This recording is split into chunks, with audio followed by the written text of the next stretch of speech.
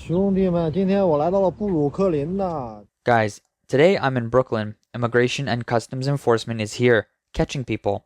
I've got to run. It's getting bad. Even Brooklyn is making arrests. I've got to get out of here. ICE's crackdown on illegal immigrants continues to intensify. Recently, two Chinese restaurant owners from Syracuse, New York, were detained by ICE agents, sending shockwaves through the local Chinese community. According to local media reports, 52-year-old Lixing Chen, the owner of the Dragon China restaurant, was brought to the ICE building on September 15 by his son, Andy Chen, for a routine check-in. After waiting for 2 hours, Andy received a call from an ICE agent saying his father had been detained.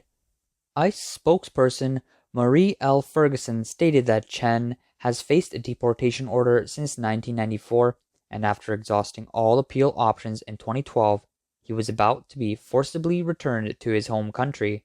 As a result, the family-run restaurant had to shut down after operating for many years. Family members privately shared that they have a court order allowing Lixing Chen to legally remain in the country, but ICE agents may have missed this due to a spelling discrepancy in the documents, leading to this unexpected arrest. ICE has not yet responded to this claim. Currently, Lixing Chen is being held at the Brome County Correctional Facility in Binghamton. Not long before this, another restaurant owner, Dan Chen, was also detained during a routine check-in at the beginning of the month. Dan has since been transferred to an ICE detention center in Louisiana. This summer, a series of similar arrests in New York's Chinese restaurant industry has stirred public debate. Supporters argue these business owners aren't hiding from the law, but have been abiding by immigration rules, showing up for check-ins only to face unexpected arrests and deportation. Families point out that these immigrants have been in the U.S. for decades, contributing to their communities, paying taxes, and working hard to secure legal status. Now, they are facing the threat of deportation. However, others argue that they broke U.S. immigration laws and should be deported. Immigrants never leave without regrets. This is Zhang from Hebei. He has a master's degree. Now he's working at a Mexican restaurant in the US. This is ICE coming to check in on him. They say he has no legal status and was working illegally. He's probably going to be deported immediately. I urge you guys, don't come to the US without status. If I were you, I might have come 10 years ago, but now, no way. Really, I'm saying this from the heart. Please listen to my advice. If you don't, well, expect to go back home. You'll have a lot to deal with back there. As U.S. immigration policies tighten, many Chinese immigrants who arrived without legal status now find themselves at risk of deportation or facing the awkward situation of leaving voluntarily. On September 23rd, a tweet by Legaga went viral in the overseas Chinese community. He wrote, "My journey to the US is over, heading back to China. 2 years and 4 months of torment in America. I think I'll never come back or be allowed to. From initially admiring the democratic system to realizing that the Chinese community in the US is a battleground. I'm tired. I miss my family. Goodbye, America." The tweet included a photo of him holding a lit cigarette at an EVA airport terminal, with the dim lighting creating a feeling of loneliness and sadness. The post quickly gained popularity, reaching over 1.8 million views.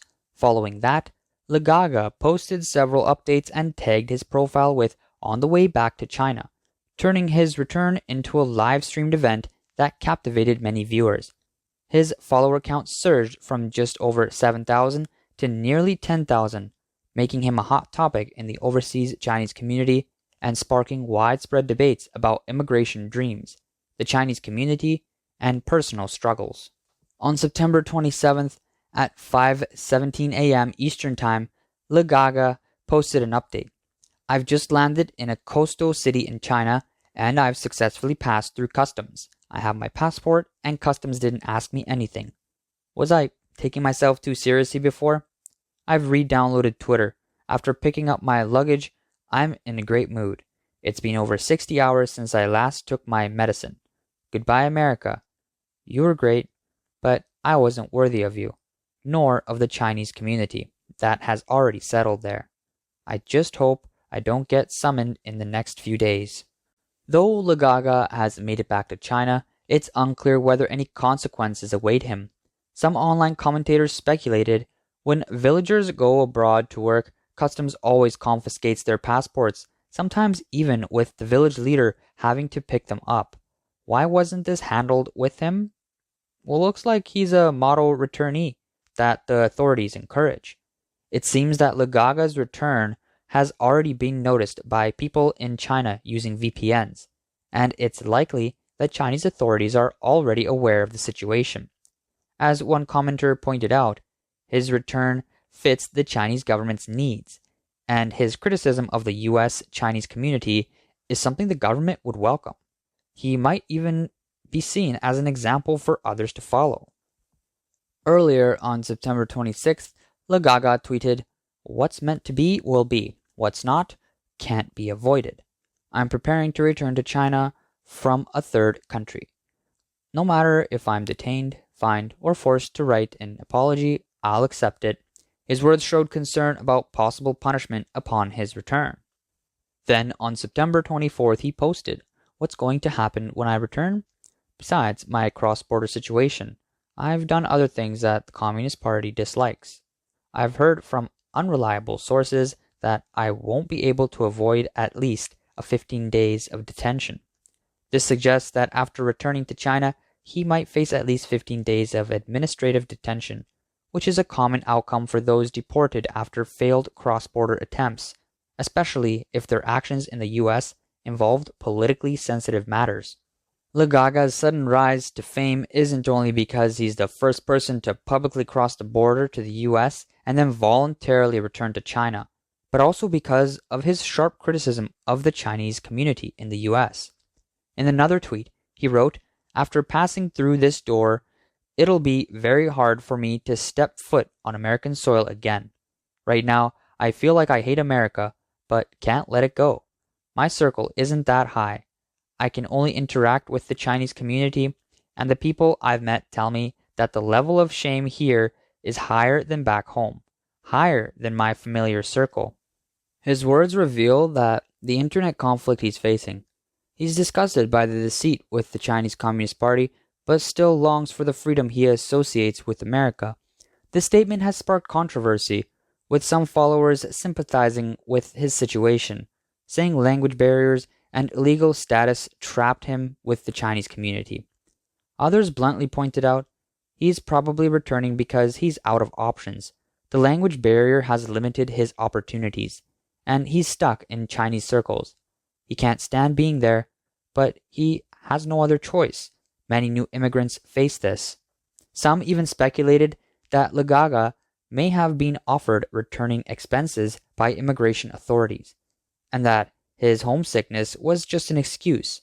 They believe that someone who truly immigrates doesn't get a green card after just 2.5 years. People who cross the border usually end up working illegally. No legitimate company will hire them, so they'll always be stuck in the Chinese community. Lagaga was once a photographer, but in February 2023, dissatisfied with the Chinese government, he began his journey to the US. He crossed into the US via Ecuador, which had previously allowed Chinese citizens to enter visa-free. However, due to a rise in illegal immigration, Ecuador suspended the agreement in July 2024. According to his account, he made it to the US border in 37 days and became the only person to escape Ecuador's deportation process. 2 years ago, he posted a whole truck full of people heading toward freedom. The atmosphere was light. The hope he felt then stands in stark contrast to the exhaustion he now feels. After arriving in the US, his political asylum was initially approved, and he received a work card, but his hearing won't take place until 2031. During this waiting period, the people he interacts with most often are the Chinese lawyer helping him with his asylum case, as well as Chinese bosses and co-workers who can offer simple mutual labor jobs. This is why he has been confined to the Chinese community. However, from another perspective, Even with the Chinese community, the number of people he can connect with is quite limited. So, when he criticizes the entire Chinese community based on his limited exposure, it understandably sparks frustration among many. Yet, he also expresses a deep attachment to America, seeing it as a beacon of freedom, which is why so many people are eager to come here. Online discussions about this situation have extended to a broader conversation. One commenter jokingly said, "When will Americans start illegally crossing into China? Then I'll feel like China has truly surpassed the US.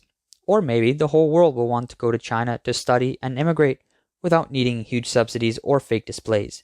What do you think? This comment not only mocks Legaga's story, but also reflects a deeper comparison between Chinese and American societies. Immigration is not just about escaping or staying, but a test of personal capability, cultural adaptation, and emotional pull. His experience mirrors the hidden pain and resonance of countless overseas Chinese. Dreams easily shattered, the journey home arduous, but ultimately facing the need to make a choice. Recently, Duchess Wales reported on a Chinese immigrant who, after being deported from the US, faced scrutiny upon returning to China. In September 2023, Han Yu, who had entered the US through an illegal route, was deported back to China in July 2024. After returning, he became a person of interest in his local community.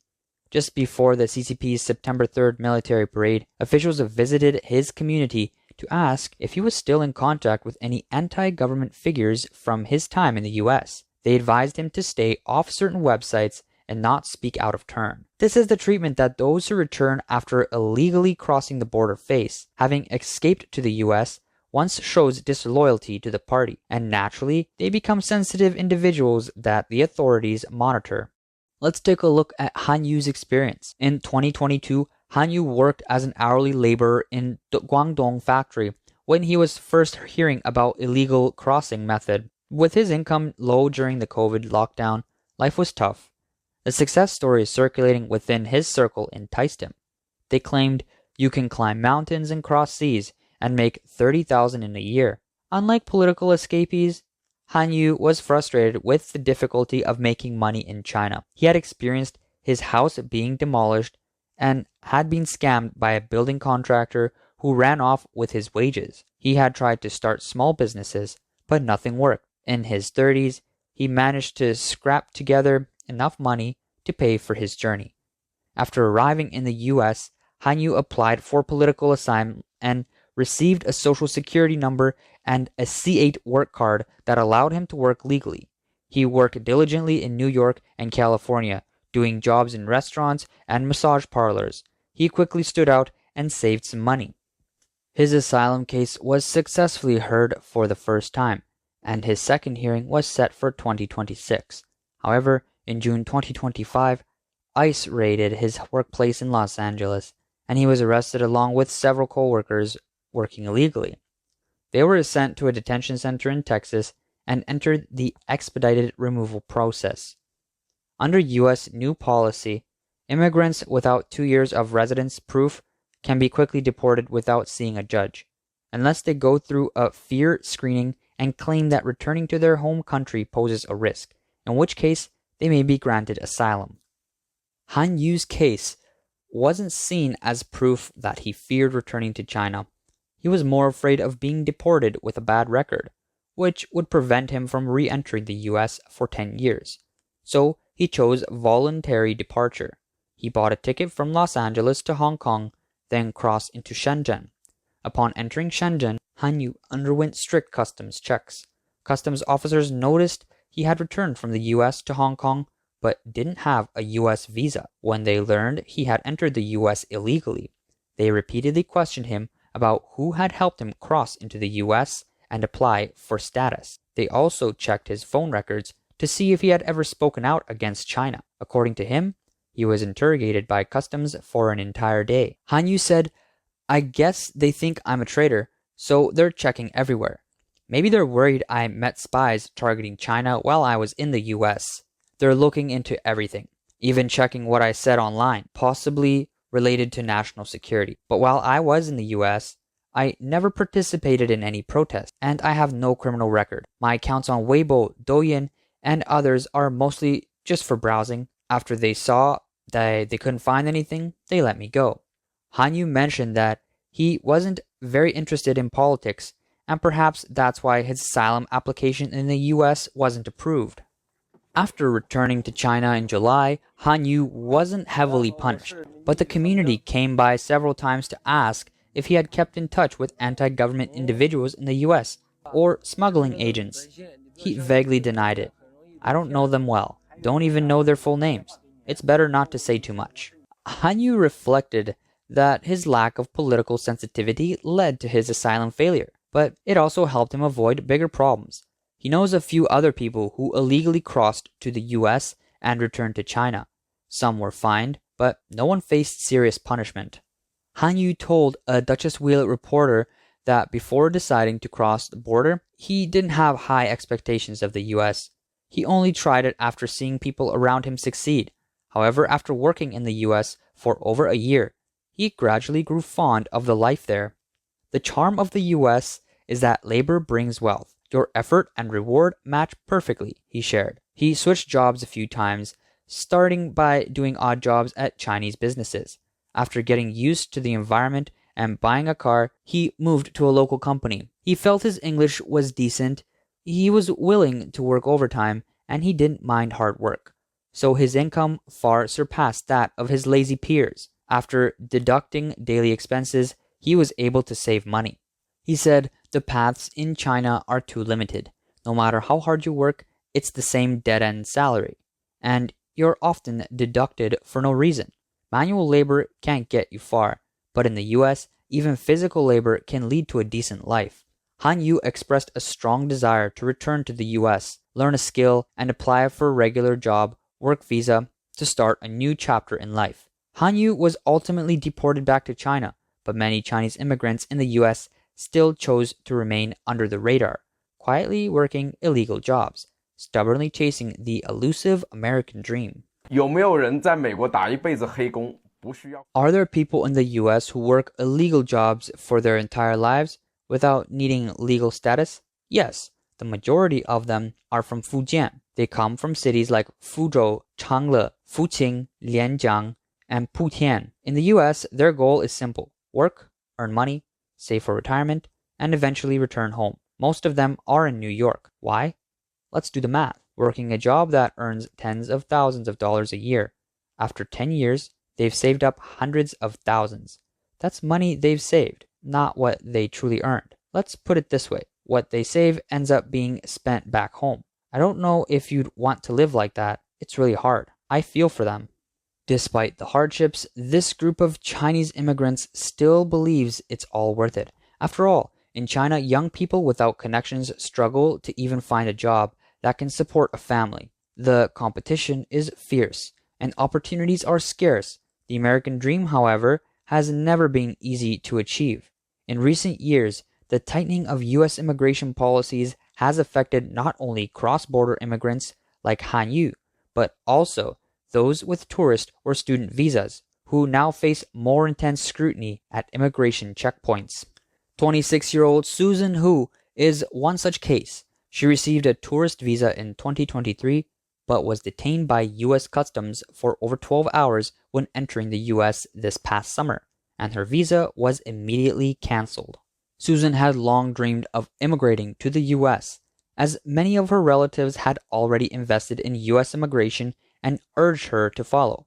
However, she failed repeatedly to pass exams, and her study abroad applications were rejected. So she decided to travel to the US on a tourist visa. During her previous stay in the US, she had nearly reached the 6-month limit for tourist stays. Worse, each time she entered the US, she carried large amounts of US dollars, which raised suspicion with customs. All of this led to her visa cancellation. Susan said, "I have to leave China. Finding a job is too hard for young people now. I graduated from university in 2022, and many of my classmates still haven't found stable jobs. Some have been fired shortly after starting work, and some are delivering food.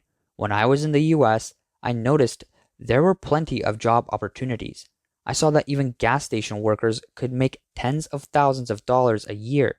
She told the reporter, China is so stagnant right now. I'm just living off my parents because I don't see any hope of fighting for my future.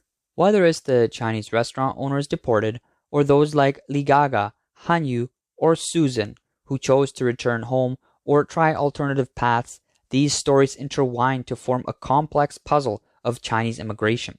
At its core, they all share an unwavering pursuit of the American dream. Despite the obstacles, it still calls to countless people yearning for a better life, driving them forward, one after another.